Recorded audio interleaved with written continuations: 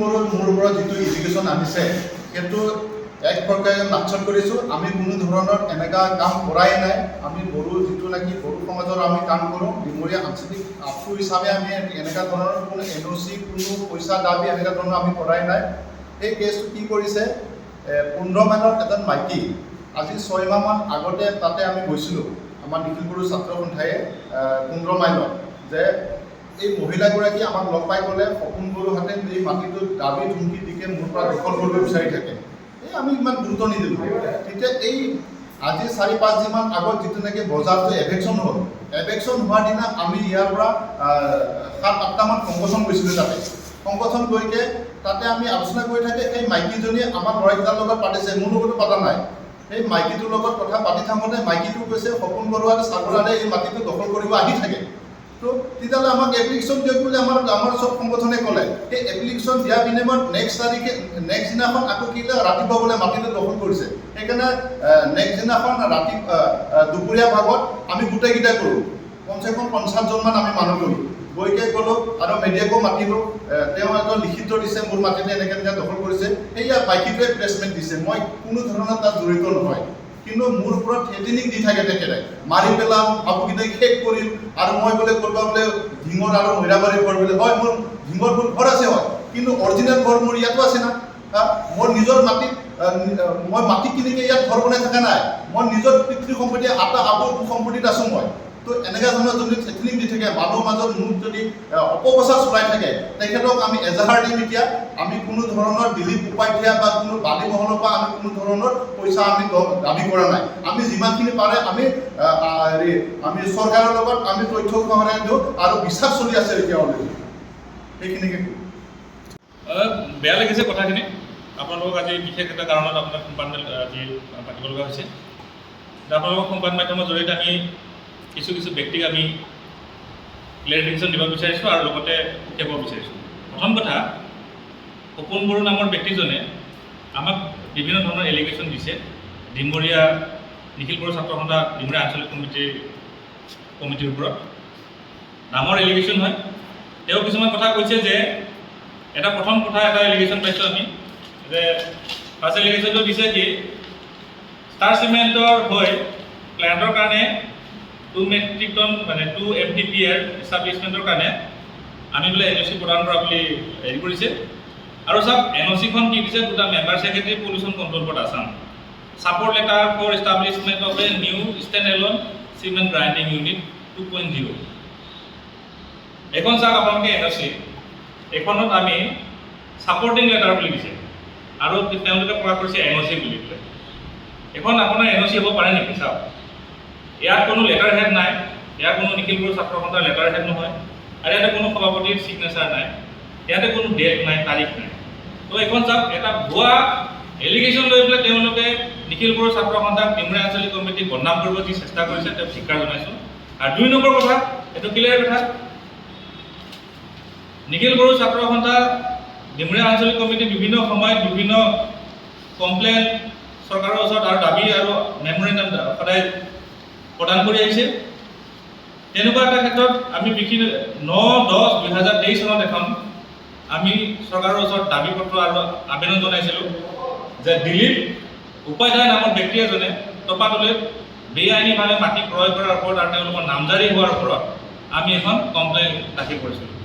এই কমপ্লেইন দাখিল কৰাৰ ক্ষেত্ৰত চৰকাৰে আমাৰ চক্ৰ বিষয়া কাৰ্যালয়ৰ পৰা তেওঁৰ নামজাৰি পতন হ'ব লাগে বুলি DC লোকে প্ৰেৰণ কৰিছে তথ্য।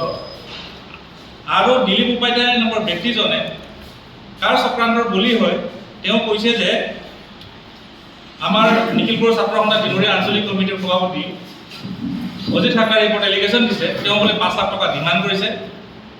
যদি তেওঁ ডিমাণ্ড কৰিছে, তেওঁৰ তথ্য প্ৰমাণসহ আমাৰ সন্মুখত দাঙি ধৰিব লাগিব, নহ'লে তেওঁৰ সন্মুখত তেওঁক কৈ আমি নিখিল বড়ো ছাত্ৰ সন্থাৰ তৰফৰ পৰা তেওঁক আমি গোচৰ ৰুজু কৰিম হাইকোৰ্টত মানহানি গোচৰ কৰা হ'ব।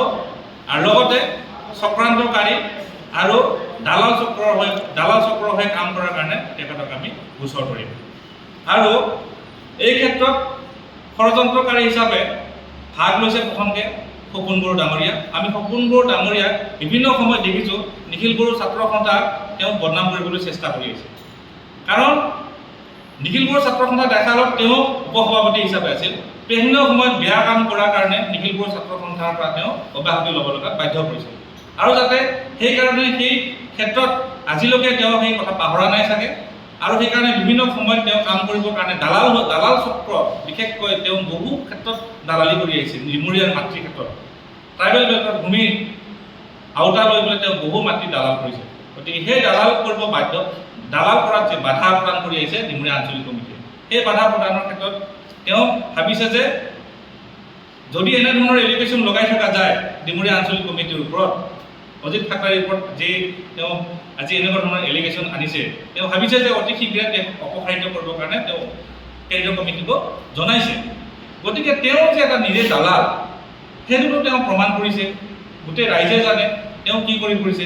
আৰু ডিমৰীয়া আঞ্চলিক কমিটিৰ ওপৰত তেওঁ এনেধৰণৰ এলিগেশ্যন আনিছে। তেওঁ তথ্য প্ৰমাণ সহ দিয়ক, নহ'লে তেওঁৰ ওপৰত আমি অতি শীঘ্ৰে গোচৰ ধৰিম। আৰু ডিমৰীয়া ৰাইজৰ হৈ তেওঁ যে কথাটো কৈছে, তেওঁ কোনো ডিমৰীয়া ৰাইজৰ হৈ কাম কৰা নাই। কাৰণ ডিমৰীয়া ৰাইজক ভালকৈ চিনি পায় তেখেতক, যি আজি কাম কৰি ফুৰিছে, তেখেত বদনামী এজন মানুহ, তেখেত এজন দালাল হয়। তেখেত দালালৰ কথা কোনো ৰাইজে যাতে তেওঁৰ ভুল পথে পৰিচালিত নহয়, আমি ৰাইজক অনুৰোধ জনাইছোঁ তাৰ কাৰণে। তাৰপিছত আৰু এটা এলিগেশ্যন দিছে তেওঁ যে দীঘাদৈ নৈ ৪ নম্বৰ বালি খাদানৰ পৰিৱৰ্তে অবৈধভাৱে পুখুৰী আৰু পথাৰৰ বালি সৰবৰাহ সম্পৰ্কে আমি সোণাপুৰ আঞ্চলিক বন বিষয়াৰ এখন কমপ্লেইন লেটাৰ দাখিল কৰা হৈছিল। কমপ্লেইন লেটাৰ মানে বুজি পায়, কমপ্লেইন লেটাৰখন দি পেলাই তেওঁলোকে আমি পইচা দাবী কৰা বুলি পেলাই বদনাম কৰিছে। তেওঁ প্ৰমাণ কৰক, এইখিনি কথাও তেওঁ প্ৰমাণ কৰক যে কোনটো বালি খাদানৰ মানুহে কেনেকৈ ধৰণৰকৈ ডিমৰীয়া আঞ্চলিক কমিটিক পইচা প্ৰেৰণ কৰিছে। আৰু ডিমৰীয়া বালি খাদানকেইটাকো আমি আজিৰ ভিতৰত আমি ক'ব ৰিচেণ্টলি আমি গৈ ছাৰ্ভে কৰিছোঁ, তেওঁলোকে বালি খননৰ নামত এখন গাঁও ধ্বংস কৰি পেলালে। অতি শীঘ্ৰে তেওঁলোকে কাৰ্য বন্ধ কৰক। বালি খননৰ নামত তেওঁলোকে বিশাল এটা ডাঙৰ পুখুৰী নহয়, এতিয়া এখন সাগৰৰ নিচিনা পৰিণত হৈছে। কমলাজাৰী গাঁৱত গৈ ৰিচেণ্টলি আমি দেখিছোঁ তাত বালি খননৰ নামত যি বিশাল যে পুখুৰী নহয় হৈ থকা এটা সাগৰ কৰি পেলাই নদীখনৰ লগত কানেক্ট কৰি পেলালে। নদীখন আহি গ'ল, এখন গাঁও কেইদিনমানৰ পিছত উঠি যাবগৈ। গতিকে তেওঁলোকে যে ভুল কাম কৰি আছে, তেওঁ সেই ভুলবিলাক তেওঁলোকে কিয় অনুধাৱন কৰা নাই। এদিন তেওঁলোকে পস্তাব লাগিব, ব্যৱসায়ৰ নামত তেওঁলোকে নিজৰ গাঁওখনকে নিজৰ অঞ্চলখনকে ধ্বংস কৰি পেলাইছে। আৰু তাৰ সেই কথা মাত মাতিব যোৱাৰ কাৰণে আজি তেওঁলোকে এই বিভিন্ন ধৰণৰ এলিগেশ্যনবিলাক আমাক ডিমৰীয়া আঞ্চলিক কমিটিক তেওঁলোকে এইবিলাক মানে কৰি আছে। কাৰ পৰিচালনাত কৰি আছে? সপোন বড়ো ডাঙৰীয়া আপুনি নিজে ভুল কৰি আছে। যি ভুল কৰি আছে, যদি আপোনাৰ তথ্য আমি ফাইল কৰিব লগা হয় তেতিয়াহ'লে আপুনি ডিমৰীয়া অঞ্চলত থাকিব নোৱাৰিব। এইখিনি কথা আপোনাক সকীয়াই দিব বিচাৰিছোঁ। আৰু ৩ নম্বৰ কথা, আৰু এইখিনিয়ে কথা, তো ৰাইজক আমি অনুৰোধ জনাইছোঁ যে এনেধৰণৰ যাতে কোনো পৰিচালনা যাতে ৰাইজে নকৰে আৰু ৰাইজে যাতে বিপথে পৰিচালিত নহয় তাৰ কাৰণে আমি আজি আপোনাৰ ওচৰত এই তথ্যখিনি আমি ক্লেৰিফিকেশ্যন দিলোঁ। এইখিনি আৰু কিবা ক'ব লাগে সুধিবলৈ।